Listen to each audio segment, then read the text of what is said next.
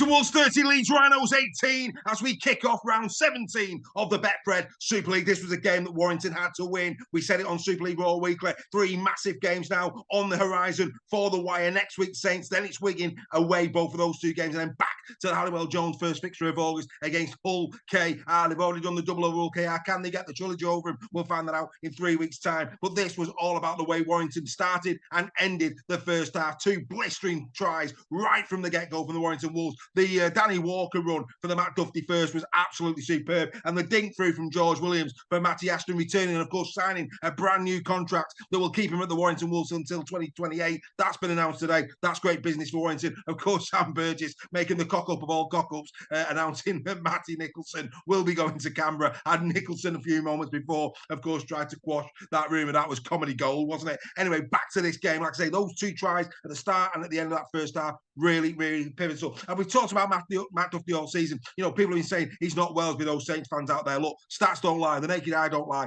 At this moment in time, Matt Duffy is number 1 in the dream team for 2024. It's his to lose. He's second in the try-scoring charts now with 13. He's 5th in the try-assist charts with 15. Tackle bust. I mean, again, you can't argue it. He's second only to Lockie Miller in terms of tackle bust with 121. In terms of clean breaks, he's number 1 in Super League with 19. And nobody's made more meters than Matt Duffy. What more do you want? What more do you want? The man is in incredible form and a fantastic performance from him. Aaron Lindop got man of the match at the HJ last night. And I have to say, as good as the young man's going to be long term, he wasn't man of the match. I think his sponsor must have been in the stand. Matty Nicholson, of course, getting the man of the match award on Sky. No real argument with that. Nicholson's a good player, 30 tackles in D in this game. Not as potent going forward, but really defence is what his game's all about.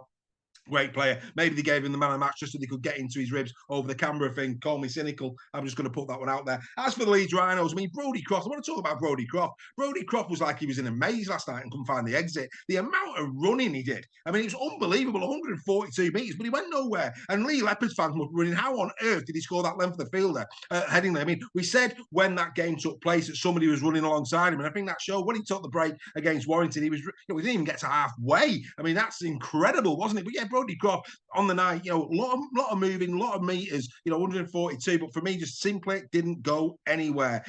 Trying to do too much himself. I thought Fosatua again. I mean, I've talked about Fosatua time and time again. So ineffective. Yes, okay, he got the try, but apart from that, I just felt his all-round contribution just simply isn't good enough. He'll be on good money as well at the Leeds Rhinos, and for me, he's been a major disappointment over the last 2 seasons. We gave him a fanfare here at Super League Raw when he came. We felt that he would be really potent, such as the size of the man on the right edge for the Leeds Rhinos. It's just really not materialised at all. Real shame, of course, for the young man, McCormack, who went off with an injury, having scored his try. I think he's got a great future in the game, I have to say. Brad Arthur looking on in the stands. It's just not going Leeds' way. But that said, I'm not counting them out. At the end of the game, John Wilkin and the likes were saying there's no way they're going to finish top 6. Look, the league table doesn't lie. I mean, you're a brave person if you're going to count out the Leeds Rhinos. At this moment in time, yes, they're in 7th, but they're only 2 points off the Catalan Dragons. They take on the Salford Red Devils. One of those 2 are going to lose points this week because, of course, that's the game. So they're still in touching distance. But, you have to say, time is running out for Leeds. They need to change, and they need to change quickly. The good news, of course, for them, well, if there is any good news, once they get past KR and playing Huddersfield Giants, of course, Ian Watson losing his job this week. But, like I say, Hull KR at home next for them. And then it's the Huddersfield Giants away and then Salford away. That Huddersfield game really critical, as will be the Salford game, because, of course, they're above them in the league table. Like I say, I'm not going to count out Leeds at this juncture. I think we'll know a lot more of them in 3 rounds' time. I've seen them a couple of times now this season.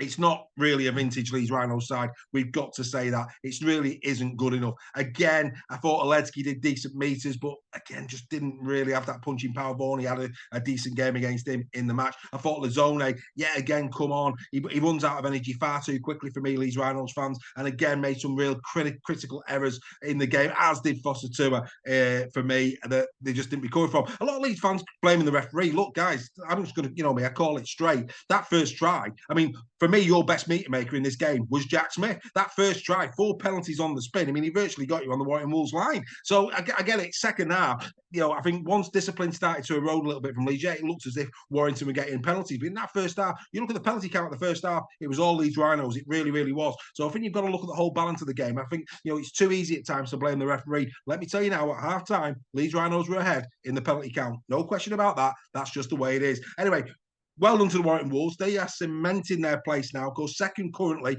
with, of course, all the other teams still to play. But Sam Burgess will be happy with that. 2 points behind Wigan Warriors. They go up against St Helens in an hour's time. That's going to be an interesting game as well. Let's get into the 3-2-1. There's no argument. It has to be Matt Duffy. It can't be anybody else. Matt Duffy again, outstanding. And come on, get your colours, get your rose-tinted glasses off. Whatever team you support, if you're not going to give Matt Duffy credit for where it's due this year, something's wrong. A brilliant performance yet again. 2 wonderful tries. He didn't get the assist for the tie one, but of course he got the kick that was ricocheted into Ty's path. Another 199 metres from 24 carries. This man, the first player this season to get over 3,000 metres. He just keeps getting better. 24 carries, 199 metres. Incredible stuff. Really good. And 12 tackle busts. Yeah, you're not hearing me.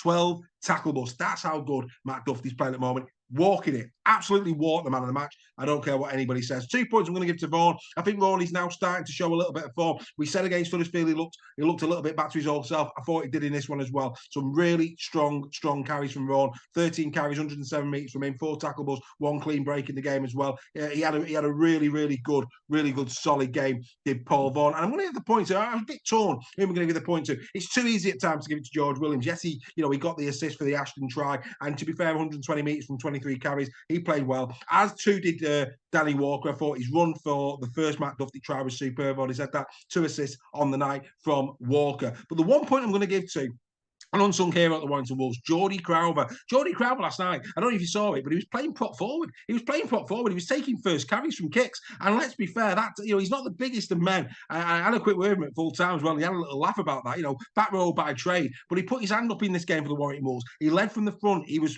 playing prop forward last night when he came on for long periods in the game. First receiver, and he did really, really well. Like I say, might not have made the most meters, only 8 carries, 62 meters, but his bravery to take the first carry as a back rower and put his hand up for the team, I thought was good. He had 16 tackles in the game, 2 tackle busts as well. So yeah, Jordy Crowther, congratulations, sir. I'm going to note your performance. Like I say, one for the purist, but I think Jordy Crowther deserves a lot of credit in terms of taking first receiver from kicks and doing as well as he did. Do you agree with that? 3-2-1. There we go. We're off and running. Round number 17 in Super League. Brilliant win for the Warrington Wolves. Brad Arthur's got a big task on when it comes to the Leeds Rhinos. These 2 teams meet again in a few weeks' time at Magic Weekend. That's one not to be missed. Warrington 2-0 up now. Leeds can't win the series unless it goes to the playoff. But can Leeds overturn the Warrington Wolves at Magic? What's your thought on that? Will Brad Arthur have made a difference by the time these 2 teams meet again? There's an interesting point. Get in the comments. Let us know your thoughts. Don't forget to watch In the Sheds tomorrow when we review the Friday night fixtures. Don't forget as well, that's a massive game tonight. The Wigan Warriors taking on the Saints. We'll look forward to that one. That's In the Sheds. We're off and running. Bye for now.